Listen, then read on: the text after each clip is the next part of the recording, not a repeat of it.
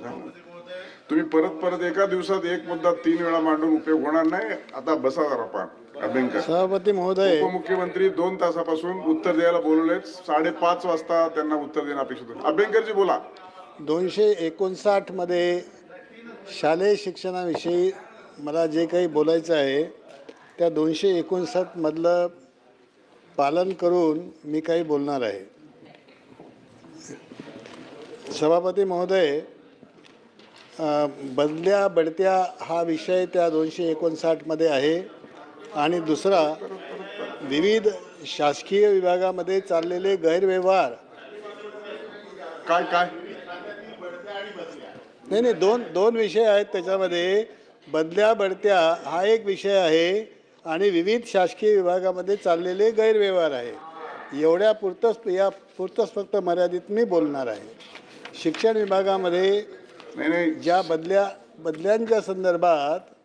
बदल्यांच्या संदर्भात जे धोरण राज्य शासनाचं आहे, 2005चा जो ॲक्ट आहे त्याच्यानुसार बदल्या ह्या निश्चितपणे होतात. परंतु अनऑफिशियली बऱ्याच कार्यालयामध्ये अशा प्रकारचे डेप्युटेशन मोठ्या प्रमाणात केल्या जातात. ते थांबवणं आवश्यक आहे.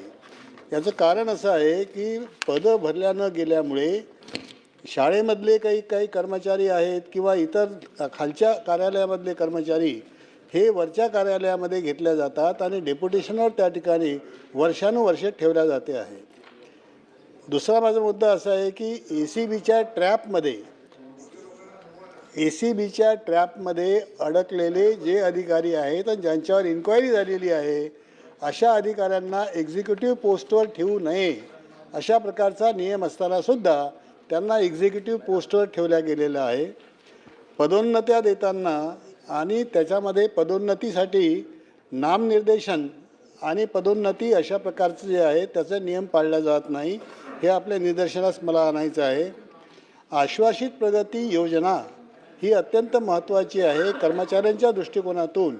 यामध्ये शिक्षक जर असेल तर त्याला वरिष्ठ वेतन श्रेणी आहे किंवा निवड वेतन श्रेणी आहे. हे आपण मॅनेजमेंटच्या भरोश्यावर ठेवलेलं असल्यामुळे मॅनेजमेंट त्यांना ते तशा प्रकारचं ही सवलत देत नाहीत. त्यांचं ते वरिष्ठ वेतन श्रेणी निवड वेतन श्रेणी दिला जात नाही आणि त्याच्या कारणामुळे ते त्याला वंचित ठरतात.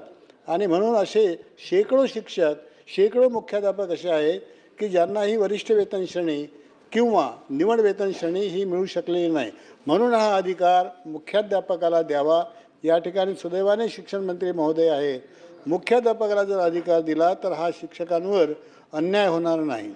मुख्याध्यापकाच्या पदोन्नत्यासुद्धा TETचं कारण देऊन नाकारल्या गेलेल्या आहेत. TETचं कारण देऊन नाकारण्याचं प्रयोजन नाही, कारण सुप्रीम कोर्टाने 2 वर्षापर्यंत TET करण्याची मुभा दिलेली आहे. 2 वर्षाच्या याच्यावर बंधपत्रावर वाटल्यास लिहून घ्यावं आणि 2 वर्षामध्ये TET व्हावं. अशा प्रकारे TET 2 वर्षामध्ये व्हावं अशा पद्धतीने त्यांच्याकडून बंधपत्र घेऊन त्यांना ते प्रमोशन द्यावं अशा प्रकारची विनंती मी यावेळेला करतो आहे. संस्थांना देण्यात आलेले जे अधिकार आहेत त्याचा त्यामुळे फार मोठ्या प्रमाणामध्ये गैरवापर होतो. चतुर्थ श्रेणीमधून गट क मध्ये जे प्रमोशनचं जे चॅनल आहे ते पाळल्या जात नाही. ते पाळल्या जायला पाहिजे. अनुकंपा कारणावरून अनेक वेळेला कर्मचाऱ्यांना काही भ्रष्टाचाराला तोंड द्यावं लागतं. त्यांना नियुक्त्या लवकर मिळत नाहीत आणि म्हणून ते टाळल्या गेलं पाहिजे. मान्यता आणि शालार्थ अशा प्रकारचे 2 अधिकार या ठिकाणी दिले गेलेले आहेत. हे 2 अधिकार चुकीचे आहेत. एकाच अधिकाऱ्याकडे मान्यता आणि शालार्थ असायला पाहिजे, जेणेकरून आपण व्यवस्था 3 ठिकाणी केलेली आहे. शिक्षणाधिकारी आहे, डेप्युटी डायरेक्टर आहे आणि त्यानंतर जॉईंट डायरेक्टर आहे. साहेब, आम्हाला मला मुद्दे मिळतच नाही आहेत. आता कसे तरी दादा इथे भेटलेले आहेत. अंतिम आठवडा प्रस्तावावर तुम्ही दोघांनी ठरवून घेतले अभ्यंकर साहेब. मी त्या मुद्द्याच्या अनुषंगानेच बोलतोय सर. आणि शिक्षण मंत्री सुद्धा उपस्थित ठेवले शेवटच्या टप्प्यात. याशिवाय आणखी मान्यता वेतन निश्चिती आहे, सेवानिवृत्ती वेतन आहे, वैद्यकीय प्रतिपूर्ती आहे, जुनी देयक आहे, सेवाखंड आहे. या ठिकाणी मोठ्या प्रमाणामध्ये भ्रष्टाचार चालतो. अल्पसंख्याकाचं प्रमाणपत्र देताना सुद्धा भ्रष्टाचार होतो आहे. सेल्फ फायनान्समध्ये मोठ्या प्रमाणामध्ये फी घेतल्या जाते, परंतु त्या ठिकाणी 5,000 ते 15,000 अशा प्रकारचे वेतन त्या ठिकाणी दिलं जातं, हे टाळलं जातं.